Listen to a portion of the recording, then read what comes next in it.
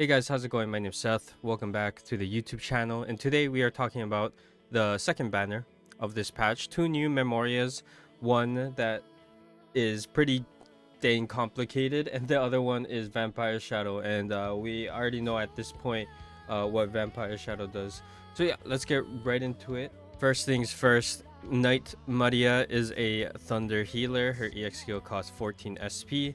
She dispels all allies' attack lower debuffs and does a AoE Thunder attack. Damage increases based on the number of totems and can be used at 0 SP. She also gets a normal 8 SP skill.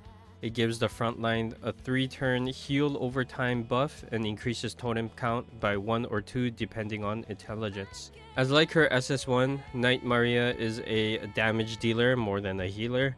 Her EX skill does a lot of things. Let's look at each of them one by one. First, her dispelling attack lower debuffs is a niche mechanic, but very helpful with enemies that put the 3-turn one on your team especially.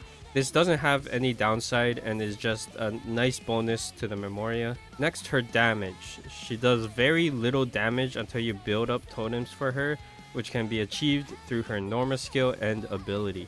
Her normal skill gives 1 to 2 totems depending on how much intelligence you have, but you can meet that threshold pretty easily by just upgrading the Memoria.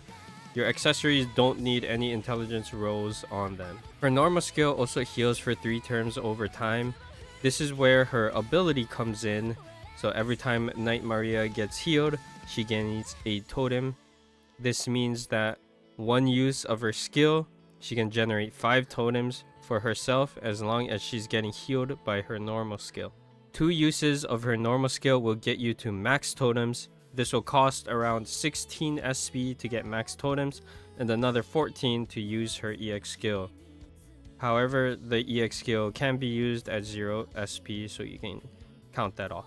SP count is a little bit of an issue, but the main issue is the amount of turns it takes to get max totems.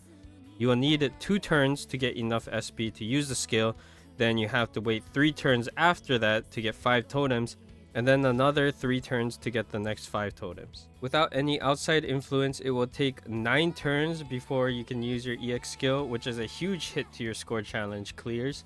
However, I don't own this Memoria and am not sure if she is limited to 1 totem from 1 heal per turn, or if she can receive more totems per turn from other sources of healing. It doesn't say anywhere that she can't get more than 1 totem from healing, so I am going to assume that she can. This means realistically it will be more like 7 or 6 turns rather than 9, since your actual healer will most likely heal twice during the course of the battle while you wait for totems.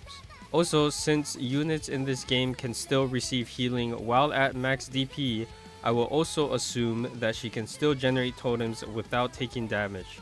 However, I am very unsure how healing overtime works in the backline if a unit is at max DP.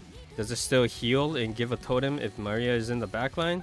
Since I don't own this Memoria, someone's got to test all of this and let me know how it all works. If everything does work how I think it does, best case scenario, I give her a solid A tier.